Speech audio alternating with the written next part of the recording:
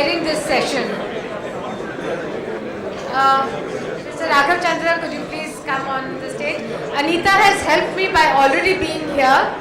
Anita George is the Managing Director. I will not be able to pronounce the full form of CDPQ. Anita, would you pronounce the full form of CDPQ? Plus more to Quebec.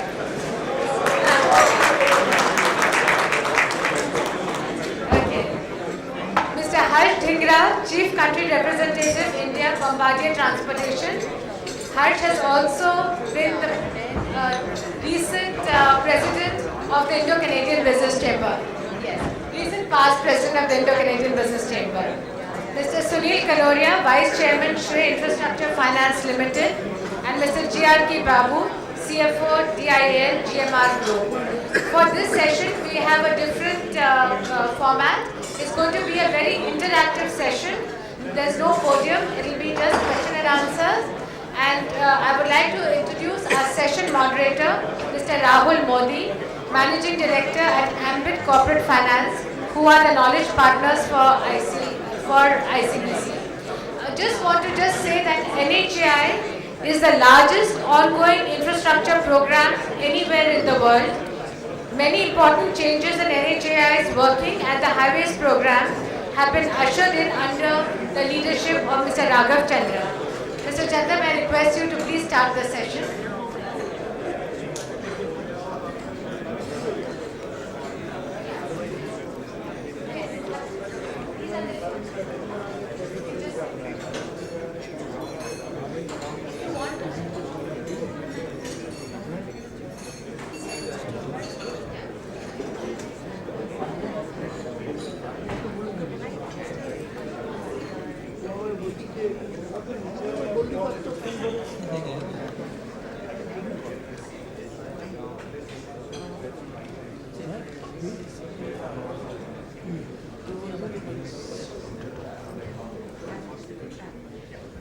So friends, ladies and gentlemen, it's indeed an honor to be chairing this session on the Indian infrastructure landscape. We have a distinguished panel here.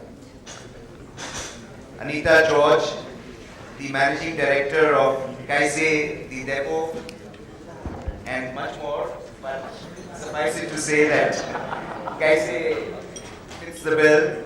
And she brings in the Canadian experience of the long-term institutional investors and their outlook for investing in countries such as India into our infrastructure sector.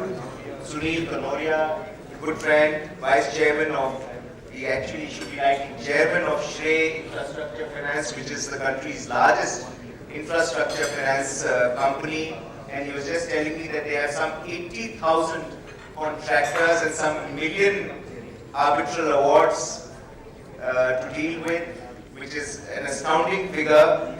G.R.K. Babu, the CFO of the Delhi International Airport Limited, the GMR Group. And we have Harsh Dhingra, the Chief Country Representative of Bombardier Transportation. So that's a very eclectic mix, along with the National Highway Authority of India, of representing our infrastructure sector, of potential investors into our infrastructure sector. And we have Rahul Modi from Ambit, which is a leading infrastructure consultancy. So friends, let's get started by talking a little about why infrastructure is relevant. In India, infrastructure is particularly relevant because never before has the need to improve it been realized more. Infrastructure is clearly one of the main pillars of our competitiveness, whether for trade or for commerce or for industry, whether it is for actually bringing about physical delivery of goods through the unified agricultural market, for our overall economic vitality. And today the Prime Minister and the nation are clearly blessing this entire infrastructure initiative that has been launched in a very, very big way. Historically, we have a huge infrastructure deficit. We do realize that there is a lot of catching up to do. There is about 40 or 50 years of deficit which has accumulated. But the positive side is there is a lot happening. Whether on the highway sector or on the energy sector or on the non-renewable, on the renewable energy sector, or in the petroleum sector, in the civil aviation sector, everywhere there are green shoots of change, of transformation that are taking place. On the highways front, I can clearly tell you that we have a program, and I can see clearly ahead that for the next 6 years we have highway projects worth 6,000 kilometers to be awarded every year, which is a huge, huge program. 6,000 kilometers for the next 6 years is what I can see clearly with my own eyes, and which means that it is several times more than what has been done anywhere else in the world in the past. Because we realize that there is a great infrastructure deficit and there is a need to leapfrog and to catch up.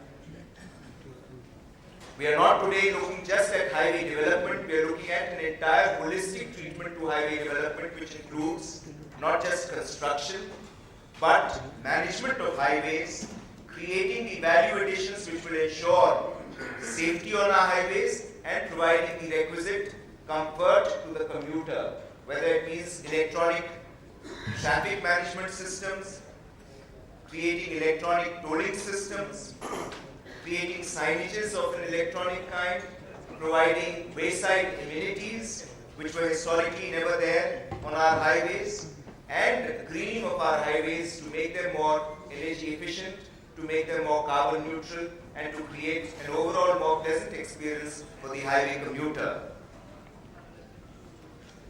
So with these opening words, underlining the need for leapfrogging in the highways and the infrastructure sector at large, I will now request Rahul Modi of Ambut Corporation to present a broad and quick framework of what's happening in the infrastructure sector to kind of instill some broad thoughts into our consideration, and then we can take it from there. Rahul. Thank you very much, Mr. Chandra. It's a pleasure to be here.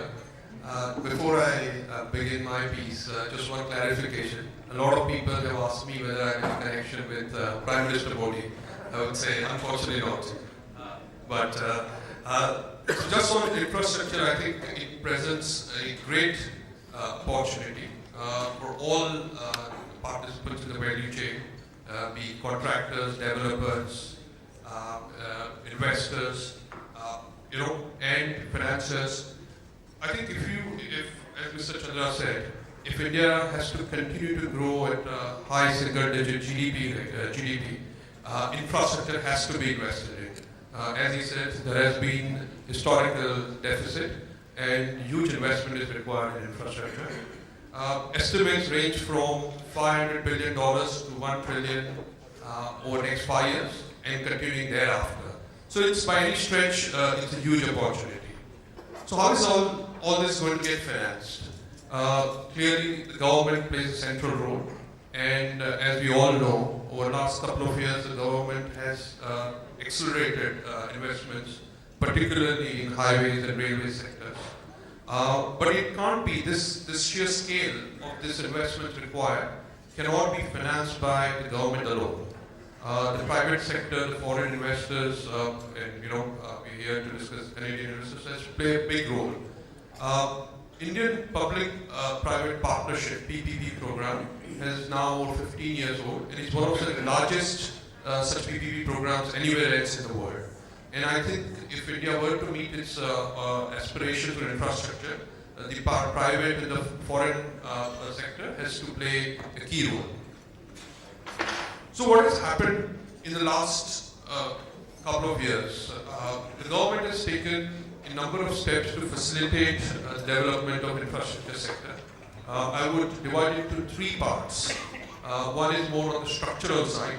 They will come up with innovative structures. So one example I would say is in the road sector, where the government is talking about giving concessions of already operating roads, as opposed to build, own and transfer BOT method, where the construction risk is there. And this is an excellent idea. It makes more attractive for investors to invest because the construction risk is taken away. So just an example of how the structural innovative measures have been taken.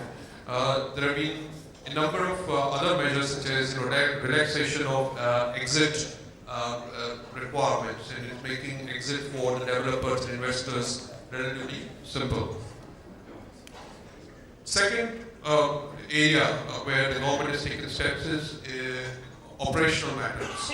There have been a number of things which have been done and which are being proposed. We all know a couple of months ago the government decided on arbitration, how the arbitration awards will be dealt with and settled very quickly, which is a great measure. There have been also a number of steps taken to expedite and restart some of the stalled projects, some of the projects in distress. There have been talks about the dispute resolution mechanism, which will be quick. So there have been a number of steps operationally also which boosts investors and developers' confidence. Thirdly, I would say is on the financing side. The couple of key initiatives I would say. One is NIIF, of National Infrastructure Investment Fund, and I think we have the CEO supposed here. So I think it's a great initiative which NIIF will act as a catalyst to get investors, sovereign wealth funds, and other investors from other countries to invest in Indian infrastructure. Other measure, I think there was one of the participants in one of the earlier sessions also mentioned about INVIT, which is basically, as in the Western markets, is known as yield course trust structures, which helps bring some of the retail investors or high net worth individuals into investing into infrastructure, which is again a great initiative. And I think the lastly I would say that a lot of measures have been taken and are being taken to develop robust debt capital markets. A lot needs to be done still there, but once that opens up, then there is also a lot of decongestion that will happen from the banking system. So I think in summary, a number of steps have been taken, but I would say a lot still needs to be done to realize the potential and the promise that Indian infrastructure presents. I'd be grateful if the panelists can give their own views on what has been achieved, but also more importantly, what needs to be done. Rahul, for setting that tone. May I now request Mr. G.R.K. Babu, the CFO of the Delhi International Airport and the GMR Group, to tell us about your company's experience of public-private partnerships. Because friends, the Delhi International Airport is one of the most significant PPP projects that was undertaken, where for the first time an entire airport's creation, upgradation and operations and management was given away on a long-term concession through an international bidding process to a private partner. I would like to know, and the audience would want to know about the growth that is taking place in the aviation sector. We keep hearing about positive news about the pace of growth, and also of the challenges, if any, that you faced, and what are the further opportunities that you hope to be able to unravel in your entire experience of running an airport on a concession through a public-private partnership process. G.R.K. Babu. Thank you, Raghav. Good afternoon, ladies and gentlemen. I will just cover in 5 minutes to 10 minutes about the airport sector, which is a part of the aviation sector, and the PPP projects which have been in India for the last 10 years. We have And the new civil aviation policy which has been unveiled by the government very recently, and what are the challenges which we are facing. I'll just cover. So as you know that air transport is a part of the transportation sector which is very, very vital for Indian economy. Airports create a lot of business and it multiplies the employment. And the aviation sector, when it comes to India, now today in FY16, it is the 9th largest in the world. The way the growth which is taking place in India, mainly because of the low-cost carriers and low fuel cost, new infrastructure which has come up, and middle income group which is growing, which is more than 300 million. The growth which is taking place is almost 25% during this financial year we are witnessing it. As a result, the opportunities which are available in the airport sectors are very high. And what government of India is aiming is that India should become the third largest market by 2022. And they wanted to aim that the biggest market by 2030. Which is quite possible the way the growth is happening now. Coming to PPP projects, which started in 1999 from Hyderabad and Bangalore, and by 2005 and 2006, Mumbai and Delhi were privatized, and 2006, Delhi Airport took over via GMR Group, and we have just completed 10 years of service in the airport sector. The experience so far has been very good. Government is also showcasing how PPP projects have been performing in India. Not only the stakeholders like airlines, cargos, passengers, everybody is benefited. And the growth which is taking place is also now enabling the government to look at further privatization. I'm happy to state that the Goa airport, which has been on cards, we were able to win the award for a period of 40 years and will be taking over by end of this month. The new airport MOPA, which we are going to construct. In the process of PPP, absolutely there has been a good support from the government, otherwise we would not have set up that airport in 37 months. It's a world record. A capacity of 34 million, a built-up area of 5.6 million square foot, the largest any civil construction which has taken place in India from the independence. And I'm also happy to state that we are able to showcase to the world how service quality can be improved upon. For the last 2 consecutive years, we are the #1 in the world in 25 to 40 million categories in the service quality. Coming to the government, how it has benefited. And if you say that the revenue share which we pay to the government, in the last 10 years cumulatively, we have paid more than 12,000 crores so far. And the last year alone, we have paid more than 2,200 crores. So this now enabling the government to look forward a privatization further. You will able to see the Nagpur airport is coming up, Pune is coming up, and Mumbai new airport is coming up, AP, Visakhapatnam is coming up. There are so many opportunities which are coming up now in airport sector especially. The experience so far has been good. However, we have some pitfalls on the side. Coming to the new civil aviation policy, I really commend the government. For the last 30 years, we never had a comprehensive civil aviation policy. The policy which has come out really spelled out the regional connectivity scheme, which helps to connect tier 2 and tier 3 cities and airlines. They will get the subsidy. It has also made open sky policy so that you have a bilateral with many countries where you can have fifth freedom, which is available, which is going to be available. It has also made it very clear the regulatory philosophy, how the land monetization can be done, and how the MRR has to be done. So it's a very comprehensive policy. I really recommend the government, which has done a very good job, and they are trying to implement it. And the last part of it, the regulatory. Yes. The regulator has come into force only from 2009-2010. We have just seen the last 5-6 years. They are stabilizing. But we have certain regulatory challenges. Sometimes the constitutional agreement and the regulatory philosophy are contradicting. So we have to go represent, go to appeal, sometimes we have to move the courts also. And the return on equity which they are proposing is not so satisfactory to us. And means of finance which we are trying to do through deposits, raising it, the regulator is not recognizing, they are not providing the data.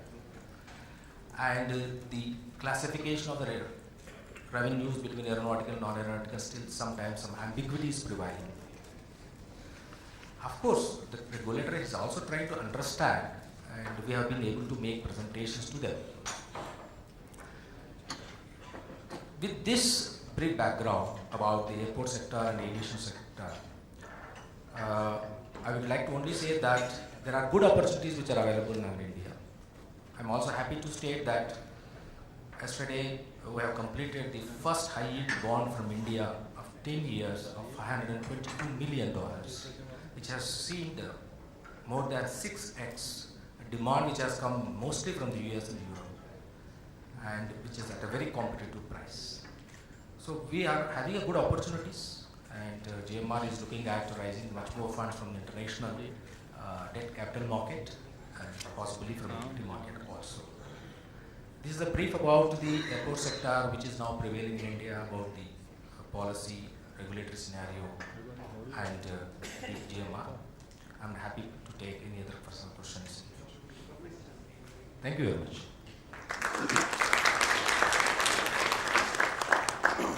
I now ask Mr. Harsh Dhingra, Chief Country Representative for India for Bombardier Transportation, to give a synoptic picture of what's happening on the railways front, fast speed trains, the dedicated freight corridor, metros. There's lots of action happening on the railways front. How is it going? And what are the opportunities for business to participate in them through public-private partnerships or otherwise? Thank you, Raghav. I think one of the major recommending change what we have seen in the field of infrastructure is happening in the field of railways. Especially if you see the intention which is shown by the current government and the current railway minister of the kind of investment which is thought of in the railway domain. That shows that there is a clear-cut opportunity for the industry to expand the operations in India. Just to put you the numbers in front of you, Indian economy today is growing at the rate of 7.5 to 8%. If that has to continue the same growth rate, Indian Railways have to make an investment so that they can grow at the rate of 10%. If they don't do, that will become a major bottleneck as far as the Indian economic growth is concerned. And if I see the ambition of the current government, they would like to have economic growth of double-digit 10%, then Indian Railways have to grow at the rate of 15% on year-to-year basis to meet that kind of a demand which will come from the 10% growth which is the government of India is looking at. Now what is means from that point of view? That means that today's level, Indian Railways have to invest almost like $25 billion on a year-to-year basis to meet this kind of a demand. Or if the higher growth rate is expected, then the 40 billion kind of investment which is required on a year-to-year basis in the next 15 years in the railway domain. Now, where this investment will come?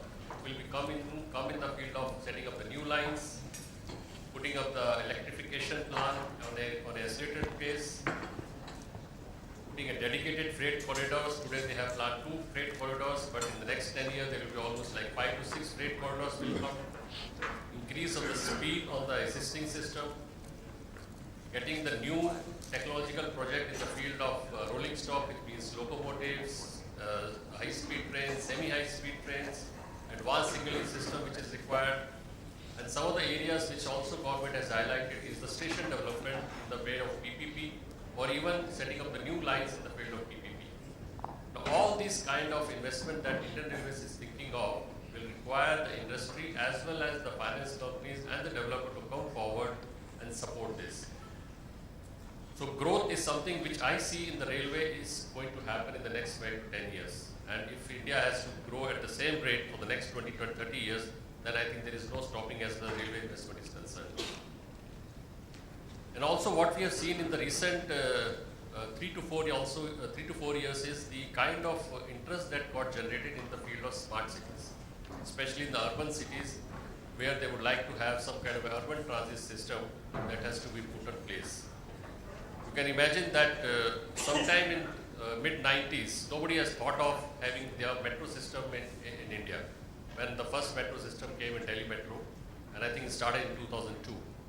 In the last 14 years, almost 300 kilometers or 400 kilometers of total metro connectivity has happened all over India. In the next 6 years, they're planning to make it from 400 kilometers almost like 1,000 kilometers, which will require a total investment of almost like 50 billion USD. Now that shows the kind of expansion which we see in the field of transportation, whether it is railways or in the metro segment, which will attract majority of the investors, whether investor in the field of bringing money as a developer, or the technology provider like Bombardier, which has already invested in India, to set up the facilities in India to supply these kind of items which are required by both the segment. What actually has happened in the field of PPP in both IR as well as Indian Railways as well as Metro is that up till now few projects have seen the PPP in both the segments, but those have not been attractive for the developer, because the risk of PPP still lies with the developer, and that is why developers are not showing major interest in that. But there has been some changes which we have seen in both the segments where the government is coming forward and even sharing the risk of the fare box collection with the developer, which will bring more opportunity for developer to start investing in the PPP projects in the coming years. So this is in a nutshell I thought I will share with you, and then we can discuss the demo questions. This is working. Yeah. So Sunil Kanoria ji, can I now request you to tell us and the audience about the challenges faced by Indian infrastructure companies to be able to get suitable financing arrangements done, keeping in view the long-term gestation periods involved with infrastructure and the consequent asset liability mismatches that normally occur. What mechanisms have been brought in, and what are the opportunities for foreign investors to bring in funds into the Indian infrastructure sector? Thank you, Rahul. Friends, as Rahul was also saying a little while back, that India has done the maximum number of PPPs in the world in infra. Over $300 billion have been invested in infra by the private sector. I'm not talking about the government. Over 1,100 projects have been in process, partly implemented, partly in the process, in the PPP regime. Since 95, and we have been associated in this sector for the last 26 years, and the first toll road financing BOT we did in way back in 95, 96, and we've seen today in 2016, India has gone through a lot of maturity. I think there have been some good learnings, like in the airport sector and some other areas, and there have been some challenges, more particularly in the last 5 years, 4 to 5 years. The challenges this sector has faced has had a massive impact on the financial system, whether it was due to poor governance, land acquisition, environmental issues, various government judicial pronouncements, which had an impact on the entire system. And because we didn't have any learnings, there was nowhere in the world we could have taken that expertise or experiences. We had to learn our own way. I think there have been great learnings now in the last 2 years. If we see this government, the effort has been to put those learnings and see what are the policy changes required in every area and sector. And many of the work has happened. So therefore, we may have not seen in the last 2 years much of improvement. It's only now last couple of months that we start to see in the road and the highway sector a phenomenal improvement, because there have been a concerted effort by the government, by the ministry, to see that efforts and solutions start to come, and we are starting to see the results of it. So if we can adopt and understand what the challenges were, what were the learnings, I think India can teach the world what PPP